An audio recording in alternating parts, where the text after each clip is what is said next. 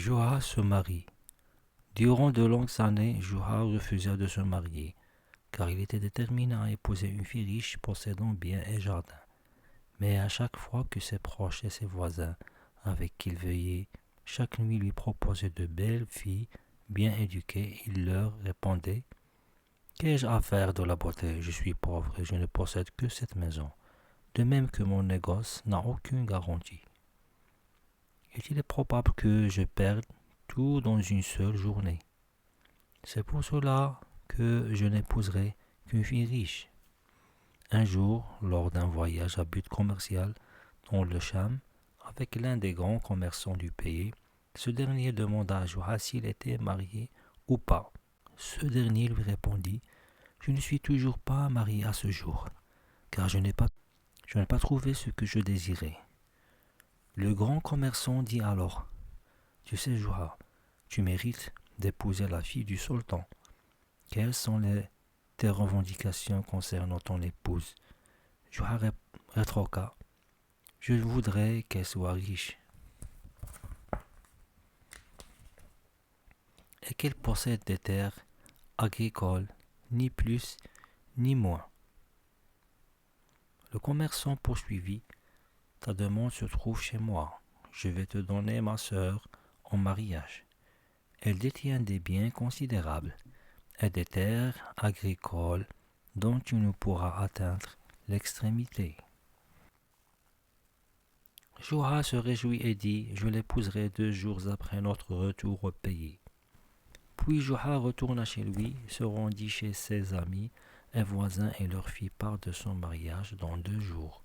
Ces derniers furent réjouis de la nouvelle, mais quand ils surent que la mariée était la sœur du grand commerçant, ils s'esclaffèrent tous.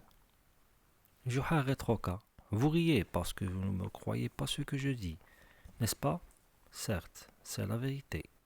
Dans 2 jours, la mariée la plus fortunée viendra chez moi.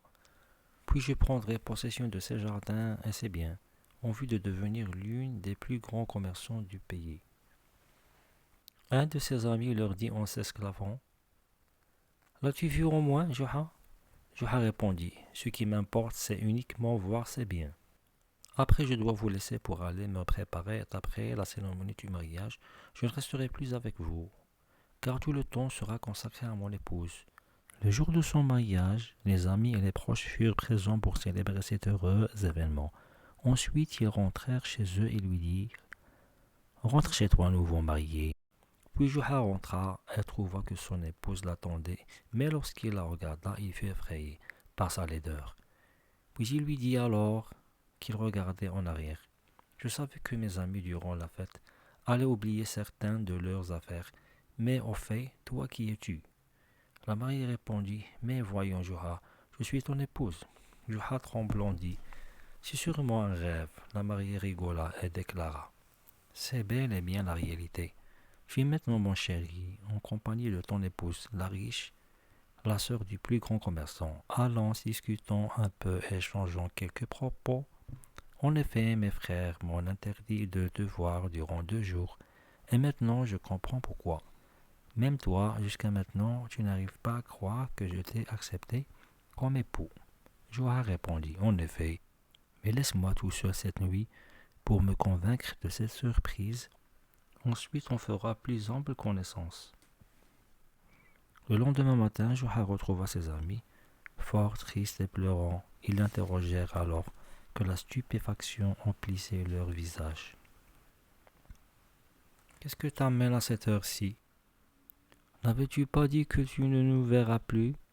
Joa répondit: Ne vous ai-je pas dit souvent que le mariage est un baril de goudron dont le dessus est couvert de miel? Et moi, imaginez-vous, hier j'ai ouvert le baril à l'envers. Ses amis rigolèrent. Il lui dit: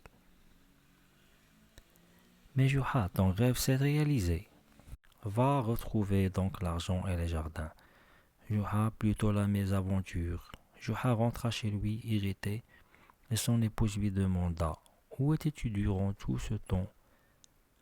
Il répondit sur un ton nerveux, alors qu'il la regardait: Si je te disais que je m'excusais auprès de mes amis, tu diras sûrement que je suis un menteur. Mais je ne suis pas menteur.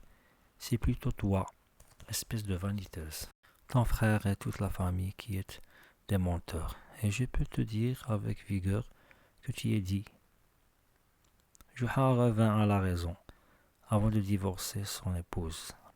Après seulement quelques heures de mariage, quand il l'a vue irritée et stupéfaite, il sourit et lui dit « Comme tu es noble, mon épouse, en effet ma mère m'avait conseillé de mettre à l'épreuve la personne que j'aime par le blâme et la remontrance, voire les insultes, et s'il me supporte, c'est qu'elle est sincère et mérite mon amour. Et après cette épreuve, je t'informe que tu as réussi, ma chère épouse. » Cette dernière béate déclara « Juha, ces paroles me réjouissent. Rassure-toi que je serai à jamais sincère et fidèle. » Puis elle l'interrogea en le caressant. « Informe-moi, Juha, quelle est la différence entre hier, quand tu étais célibataire, et aujourd'hui, après être marié. » Juha lui répondait « Quand j'étais seul, je regardais le ciel et je contemplais les étoiles, souriant, heureux et planant avec elle. » Mais elle l'interrompit en l'interrogeant. « Et le mariage, Juha ?» Juha répondit. « Le mariage représente le fossé dans lequel je suis tombé, en regardant les étoiles. » L'épouse rétorqua. « Quel que soit le nombre de fois que tu me mettras à l'épreuve, tu me trouveras sincère. » Quelques heures plus tard, la famille de l'épouse ainsi son frère, le grand commerçant, vinrent leur rendre visite. Juha lui dit en riant « Que tu es généreux avec moi, mon ami. Incessamment, sous peu je te rendrai le cadeau. » Le frère de la mariée rétorqua « Ne dis pas ça, Juha, tu mérites bien plus que cela. Qu'Allah perpétue votre bonheur. » Juha rétorqua « Plus que cela, je ne supporterai pas, mon ami, les jours passés. » Juha eut le sentiment de s'être trompé dans sa réflexion et que l'argent seul ne faisait pas le bonheur, mais il décida de poursuivre son expérience jusqu'au bout. Peut-être qu'il trouvera chez son époux ce qui comblera son manque de beauté. Un jour, Juha demanda à son épouse de lui prêter un peu d'argent pour acheter une grande quantité de soie provenant de l'Inde. Mais elle l'informa que tout son argent se trouvait chez son grand frère, au moyen duquel il commerce pour elle, et qu'il ne voudrait pas perdre Juha à la voir son beau-frère, le grand commerçant. Elle l'interrogea au sujet des biens de son épouse qui se trouvaient chez lui et de son grand palais dans lequel elle devait emménager quelques jours après son mariage. Le beau-frère répondit « Oublie cette affaire, Juha. Il te suffit comme honneur d'être mon bon frère. » Juha s'esclaffa et dit « Je n'ai que faire de cet honneur. Durant toute l'année, je me demandais qu'est-ce que j'ai tiré comme profit de ce mariage avec ta sœur. Ni argent, ni terre agricole, ni belles paroles. En effet, j'ai commis une erreur et je dois à tout prix la rectifier. » Juha rentra alors chez lui et avisa son épouse qu'il allait la répudier, car son frère la leurrait, et qu'elle aussi lui avait promis plus d'une fois qu'elle allait l'associer à son commerce, mais elle la leurrait également. Le divorce eut lieu, et quelques mois plus tard, Juha épousa sa cousine germane, en laquelle il trouva bon cœur, beauté et fidélité, et regretta ses années perdues en raison de son mauvais raisonnement.